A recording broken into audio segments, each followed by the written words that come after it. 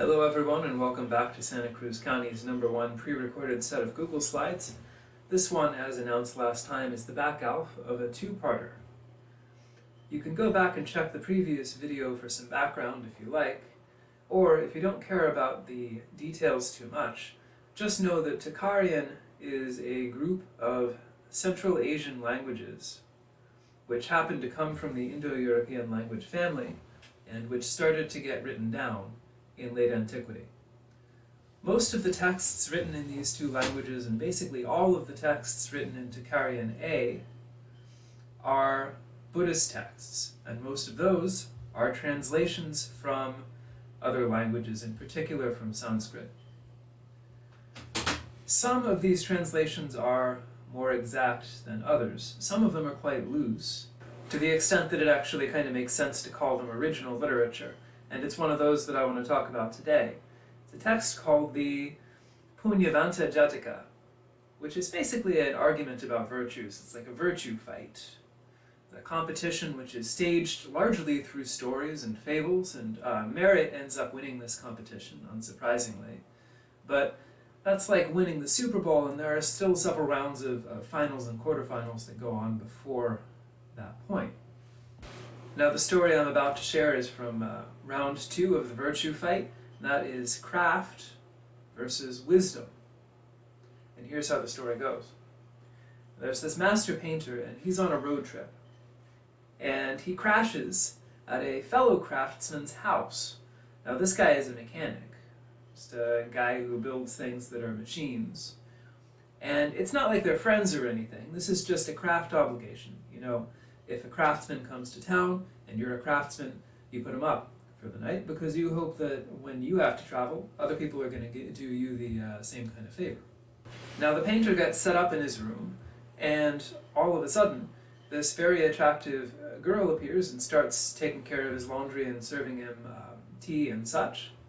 And he is struck by her appearance and becomes extremely love-drunk. And he thinks to himself, hey, is this a good idea to act on these feelings? And it's clearly not. He realizes this. He thinks through the Buddhist list of ladies you should avoid, part of the didactic content of this story. The mysterious servant girl checks several of the boxes on that list. And the point of the checklist, by the way, is probably to make sure that you don't sleep with your sister or with a cousin or some other kind of a relative. Well, but despite this cautionary note, he does do the bad thing. He tries to make out with this lady. And in a Greek tragedy, we know how this would go. There'd be a heck of incest and some kind of a tragic discovery, and people would probably injure themselves. But instead, in this story, the girl just explodes. Oops, turns out she was just made out of rags and sticks and stuff. It wasn't a lady at all. It was a kind of machine, a mechanical lady. And the painter is like so embarrassed. So he takes some time to reflect, and he realizes actually everyone's like that. Bodies, these meat bodies, are basically just rags and sticks and stuff. I mean, the rags and sticks are a little damper, but the bodies will break down, they'll rot, and that's it. We'll die, just like that lady who exploded. The self is an illusion, etc. That's the moral. It is kind of a Buddhist point for this story to be making in the middle of the story. It accents at several points kind of Buddhist doctrinal ideas about the non-existence of reality and how everything is really just an illusion, including ourselves.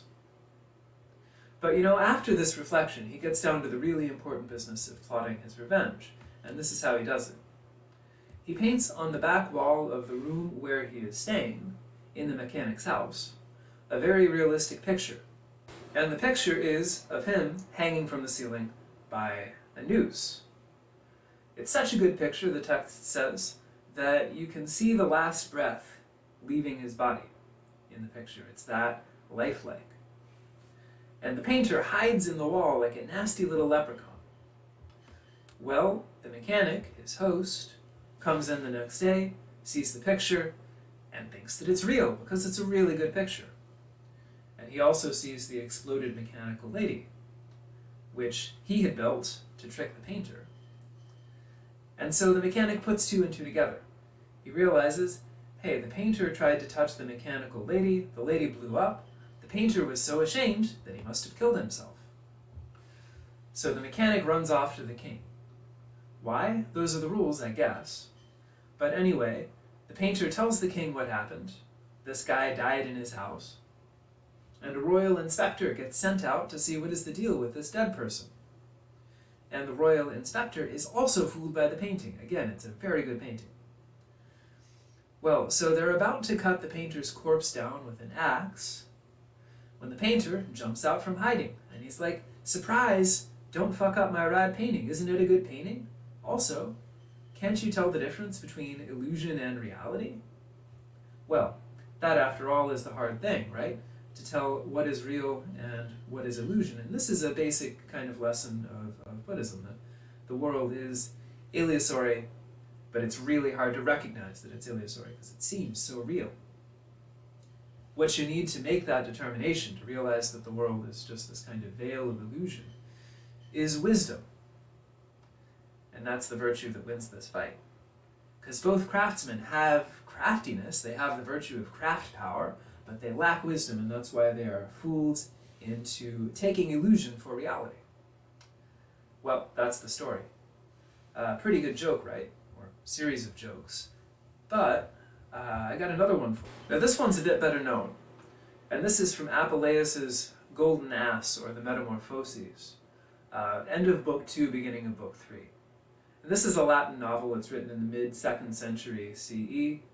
It expands on a Greek original of a slightly earlier date, but Apuleius adds many new episodes, including the one that I'm about to recount.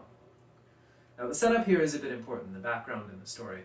Lucius, that's the name of the narrator, is doing some merchanting, and he's traveling from his home, which is kind of far away, to Thessaly.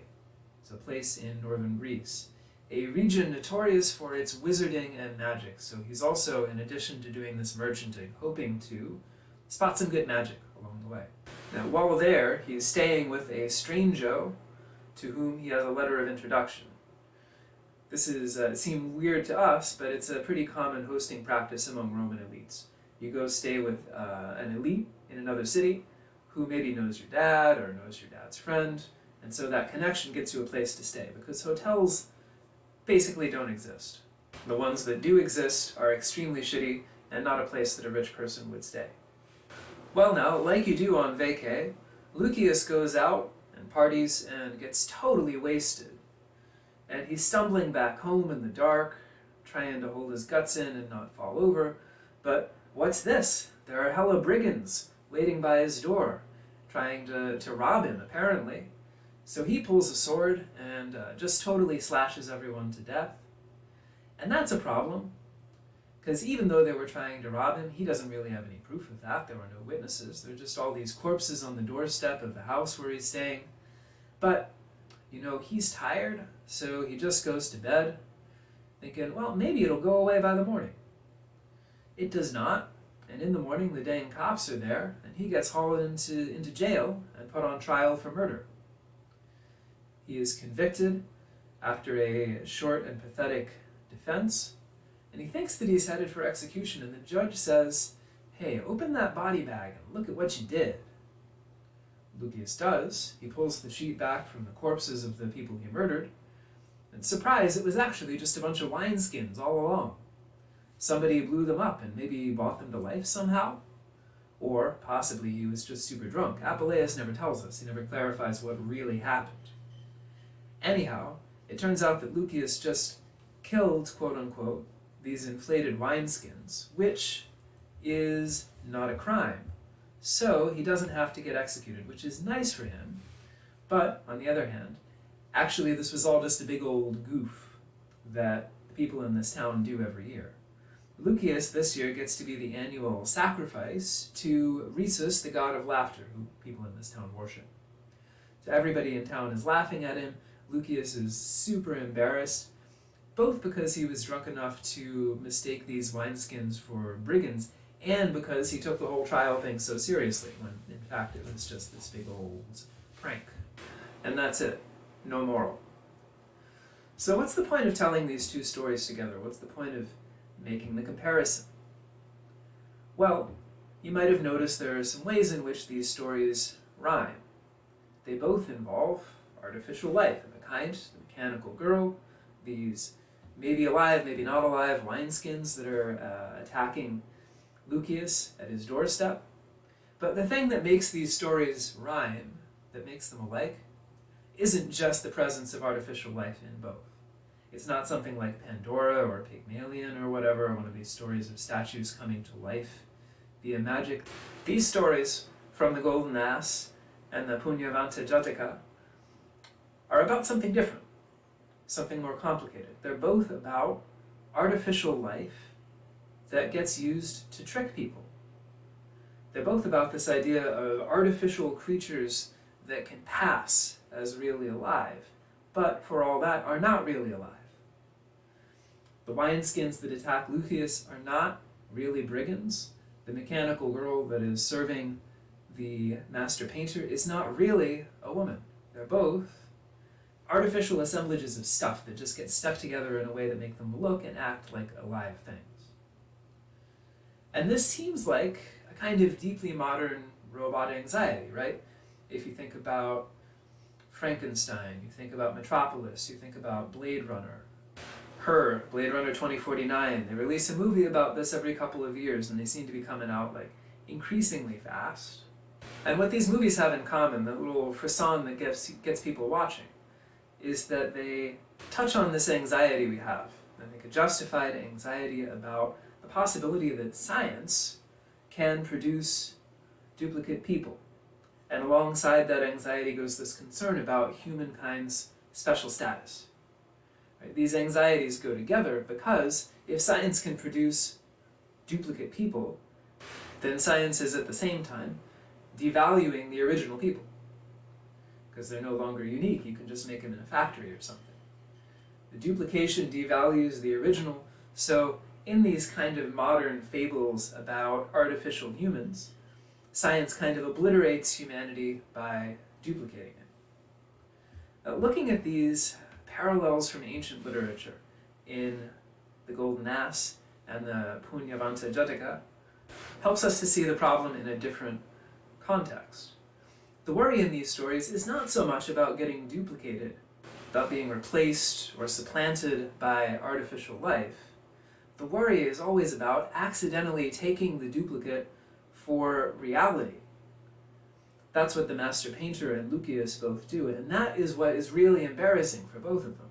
Because shame, not fear, is the primary response of the painter and Lucius to the realization that they've been dealing all along with this artificial life which has tricked them. They feel ashamed, they're embarrassed.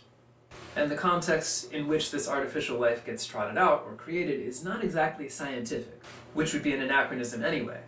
If we're trying to fix the context in which artificial life happens and causes problems, actually it would seem to be travel, right?